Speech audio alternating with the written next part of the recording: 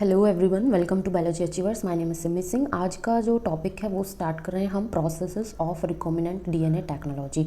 ये जो प्रोसेस हैं इसमें कुछ 6 प्रोसेस इंक्लूड होते हैं, जैसे कि isolation of genetic material DNA, cutting of DNA at specific locations, मतलब कि हम रिस्ट्रिक्शन एंजाइम से कट कर रहे थे।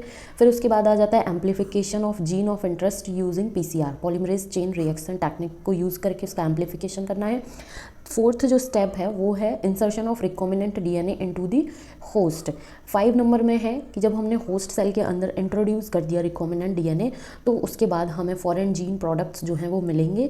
लास्ट प्रोसेस जो है वो कौन सा है, डाउनस्ट्रीम। इन सारे प्रोसेस को हम 1 बाय 1 डिटेल में डिस्कशन करते हुए चलेंगे। सो सबसे पहला जो प्रोसेस है जिसको हम आइसोलेशन ऑफ जेनेटिक मटीरियल के नाम से जानते हैं उसके बारे में हम देखते हैं। इसको हम थोड़ा जूम कर लेते हैं जिससे कि आसानी रहेगी और मैं साथ ही साथ ड्रॉ भी करती हुई चलूँगी। जैसे कि आप यहाँ पर देख सकते हैं ये एक सेल है। इस तरीके से हमारे पास ये क्या है, ये एक सेल है। सेल के अंदर न्यूक्लियस प्रेजेंट होता है। न्यूक्लियस के अंदर क्या प्रेजेंट होता है, जेनेटिक मटेरियल। ठीक है, जैसा कि आप यहाँ पर डायग्राम में भी देख सकते हैं। अब ये जो जेनेटिक मटेरियल है इसमें क्या क्या होगा, डीएनए तो होगा ही होगा, इसके साथ में आरएनए भी होगा। डीएनए के साथ में कौन से प्रोटीन्स जो हैं वो चिपके हुए होते हैं, तो वो होते हैं हिस्टोन प्रोटीन्स। ठीक है, लेकिन इतना सब में से सिर्फ और सिर्फ हमें क्या चाहिए, डीएनए जो है उसको निकालना है। प्योर फॉर्म में डीएनए चाहिए, free from RNA, histone proteins, lipids, polysaccharides, इन सब से फ्री सिर्फ और सिर्फ प्योर डीएनए हमें चाहिए। अब इसके लिए हमें क्या करना पड़ता है कि ये जो सेल है इसको हमें ट्रीट करना पड़ता है एंजाइम्स से, जिससे कि हमें अल्टीमेटली हमारा प्योर फॉर्म में डीएनए जो जेनेटिक मटेरियल है वो मिल जाए। तो सबसे पहले यहाँ पर हम इनके बारे में देख लेते हैं। अगर ये सेल जो है वो बैक्टीरिया की सेल हुई तो इसको हमें लाइसोजाइम एंजाइम से ट्रीट करना पड़ेगा। लाइसोजाइम क्या करेगा, बैक्टीरिया की सेल वॉल जो है उसको क्या कर देगा, रप्चर, ब्रेक कर देगा। लेकिन अगर यदि सेल हमारा प्लांट सेल हुआ तो हमें सेल्यूलेज और पैक्टिनेज, 2 एंजाइम जो हैं ये यूज़ करने पड़ेंगे जो कि प्लांट सेल वॉल जो है उसको ब्रेक करेंगे।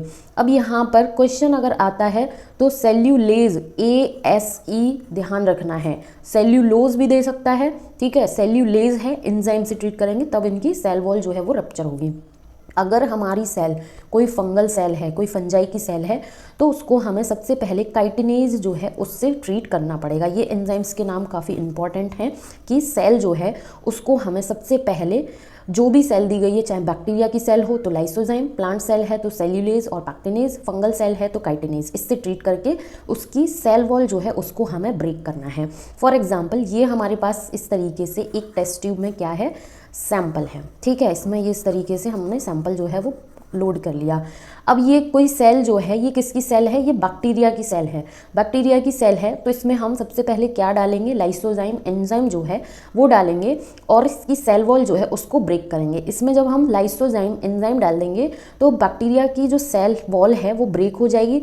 ठीक है, ब्रेक हो जाएगी। फिर इसको हम कुछ टाइम तक इंक्यूबेट करेंगे जो एंजाइम का ऑप्टिमम टेम्परेचर होगा उस पर, जिससे कि सेल वॉल जो है वो ब्रेक हो जाए। ब्रेक होने के बाद इसको हम सेंट्रीफ्यूज करेंगे। सेंट्रीफ्यूज करने पर क्या होता है कि जो पैलेट होगा जिसमें हमारा जेनेटिक मटेरियल होगा, ठीक है, प्रेसिपिटेट जो होगा वो हमें बिल्कुल नीचे लोअर पार्ट में मिल जाएगा, ऊपर लिक्विड कंटेंट मिलेगा जिसको हम सस्पेंशन बोलते हैं। ठीक है, अब हमारे काम का क्या है, इसमें हमारे काम का ये है प्रेसिपिटेट, जिसको हम पैलेट भी बोलते हैं।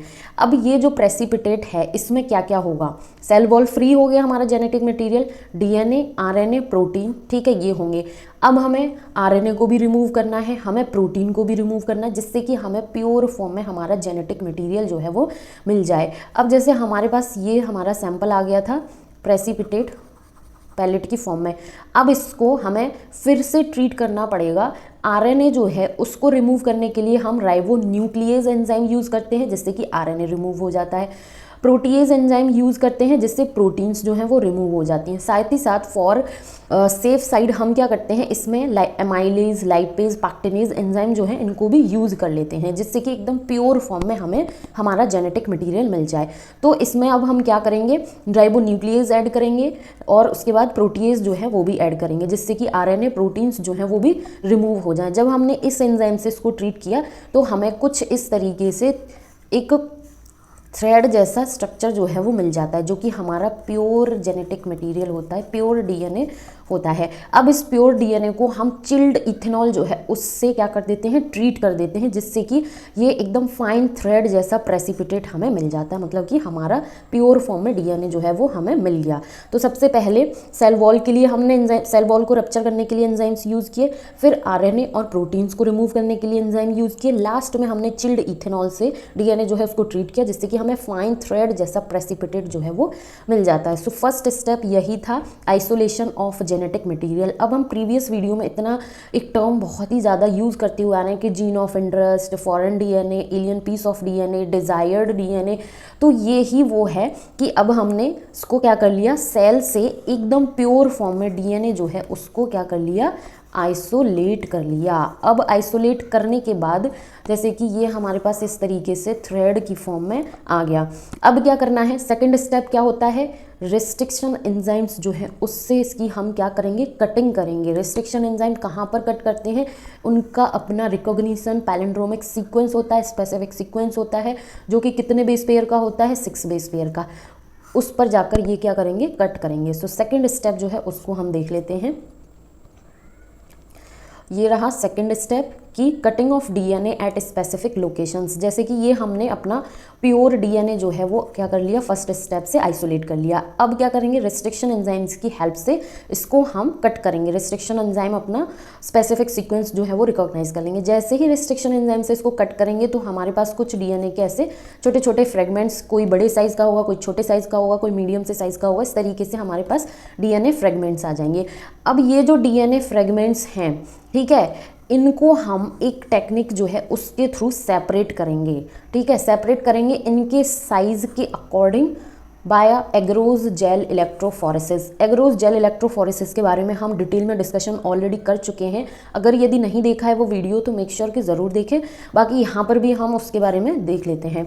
ठीक है, अब ये जो हमारे पास डीएनए फ्रेगमेंट्स आ गए, इनको हमें इनके साइज़ के बेसिस पर सेपरेट करना है, जो कि हम एग्रोज जेल इलेक्ट्रोफोरेसिस टेक्निक के थ्रू क्या करते हैं, सेपरेट आउट करते हैं। इसमें जो एग्रोज यूज़ होता है, ये क्या होता है, एक नेचुरल पॉलीमर होता है जो कि सी वीड्स से आइसोलेट किया जाता है। ठीक है, इसका जो नेचर है कि ये एक नेचुरल पॉलीमर है। इसका जो स्ट्रक्चर होता है, इसमें माइन्यूट से पोर्स जो हैं वो प्रेजेंट होते हैं। इन्हीं पोर्स के थ्रू हमारा डीएनए जो है अपने साइज़ के अकॉर्डिंग क्या होता है, सेपरेट होता है। तो जब हम एग्रोज की शीट बना लेते हैं और ये क्या होते हैं, उसमें वेल्स होते हैं जहाँ पर हमें डीएनए जो है वो लोड करना है। ठीक है, ये होता है कैथोड जो कि नेगेटिव होता है, एनोड जो है वो होता है पॉजिटिव।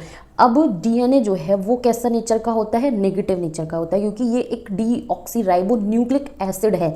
ठीक है, डीएनए जो है वो नेगेटिव का है, तो ये डीएनए नेगेटिव हो गया कैथोड की तरफ, नेगेटिव पर हम इनको लोड करते हैं तो नेगेटिव नेगेटिव जो है वो एक दूसरे को रिपेल करेगा।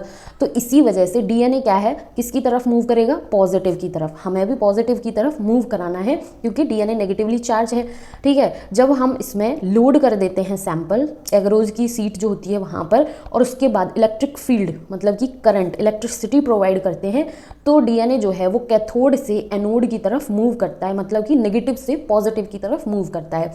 जब ये मूव करता है तो जो सबसे छोटे साइज़ का डीएनए होगा वो सबसे जल्दी क्या होगा, सेपरेट आउट हो जाएगा। जो बड़े साइज़ का डीएनए मॉलिक्यूल्स होगा वो धीरे धीरे मूव करेगा। तो यहाँ पर आप देख सकते हैं कि जो सबसे छोटे साइज़ का डीएनए है वो जल्दी सेपरेट हो गया, जबकि बड़े साइज़ के जो डीएनए मॉलिक्यूल्स हैं वो धीरे धीरे सेपरेट हो रहे हैं।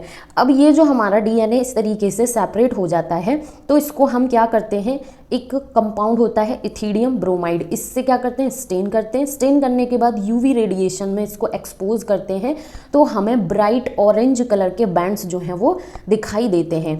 ठीक है, ब्राइट ऑरेंज कलर के ये बैंड दिखाई देगा। जब बैंड दिखाई दे जाते हैं तो इनको हम क्या करते हैं, कट कर लेते हैं। जेल पीस जो होता है इससे क्या कर लेते हैं, बाहर कर लेते हैं। कट आउट करने का प्रोसीजर जो है वो इल्यूशन कहलाता है, क्योंकि ये टर्म इंपॉर्टेंट है, इससे क्वेश्चन आया हुआ है नीट एग्जाम में कि जेल से, एग्रोज जेल से हमने अपना जो डीएनए था उसको कट आउट कर लिया, बाहर निकाल लिया, तो इस प्रोसेस को क्या कहते हैं, इल्यूशन कहते हैं। अब ये जो कट करके हमने डीएनए निकाला है ये क्या है, यही तो हमारा डिज़ायर्ड डीएनए है, जो इतने सारे प्रोसेस में हम पीछे एक्सप्लेनेशन करते हुए आ रहे हैं कि gene of interest, desired gene या फिर एलियन पीस ऑफ डीएनए। तो ये आ गया हमारा डिज़ायर्ड डीएनए। अब डिज़ायर्ड डीएनए जो है इसको हमें एक वेक्टर के थ्रू क्या करना है, लाइगेट कराना है, ठीक है। तो वेक्टर जो है प्लाज्मिड, ये क्या होता है, एक्स्ट्रा क्रोमोसोमल सर्कुलर डीएनए होता है। तो इसको भी उसी सेम रिस्ट्रिक्शन एंजाइम से कट करेंगे जिससे हमने डीएनए जो फ्रेगमेंट्स बनाए थे, डीएनए को कट किया था। वेक्टर को हमने कट कर लिया सेम रिस्ट्रिक्शन एंजाइम से। जब सेम रिस्ट्रिक्शन एंजाइम से हम कट कर लेंगे तो हमें कुछ इस तरीके का रिजल्ट मिलेगा। रिजल्ट मिलने के बाद डीएनए लाइगेज एंजाइम जो है उसकी हेल्प से हम क्या करेंगे, इसको लाइगेट कर लेंगे, जो कि बन गया हमारा रिकॉम्बिनेंट डीएनए मॉलिक्यूल। सो ये दो स्टेप्स थे कि पहले हमने आइसोलेट किया डीएनए, फिर उसको रिस्ट्रिक्शन एंजाइम से डाइजेस्ट किया, डाइजेस्ट कराने के बाद जेल इलेक्ट्रोफोरेसिस से उसको सेपरेट कर लिया, उससे हमारा डिजायर डीएनए हमें मिल गया। जब डिजायर डीएनए मिल गया तो उसको हमने वेक्टर के साथ लाइगेट कर दिया। लाइगेट करने के बाद हमने रिकॉम्बिनेंट डीएनए मॉलिक्यूल जो है वो बना लिया। अब थर्ड प्रोसेस आता है एम्प्लीफिकेशन। ये इसलिए किया जाता है कि ये जो हमारा डिजायर्ड डीएनए जो आया है, जो हमने रिकॉम्बिनेंट बनाया है, अगर इसका अमाउंट बहुत कम होता है, क्वांटिटी बहुत कम होती है, तो हम इसकी क्वांटिटी को इंक्रीज करते हैं, इसका कॉपी नंबर जो है वो बढ़ा लेते हैं फर्दर एक्सपेरिमेंट्स के लिए। तो नेक्स्ट वीडियो जो होगा उसमें हम पीसीआर, पॉलीमरेज चेन रिएक्शन के बारे में जानेंगे, जो कि बहुत इंपॉर्टेंट टॉपिक है, क्वेश्चन जो है नीट एग्जाम में पूछा ही जाता है। सो आई होप कि ये दो प्रोसेस जो है आइसोलेशन एंड कटिंग का, ये अच्छे से समझ में आ गया होगा। अगर कोई फिर भी डाउट है तो प्लीज़ कमेंट सेशन में ज़रूर कमेंट करना, वीडियो को लाइक करना और अपने फ्रेंड्स के साथ भी ज़रूर शेयर करना। Thank you so much for watching.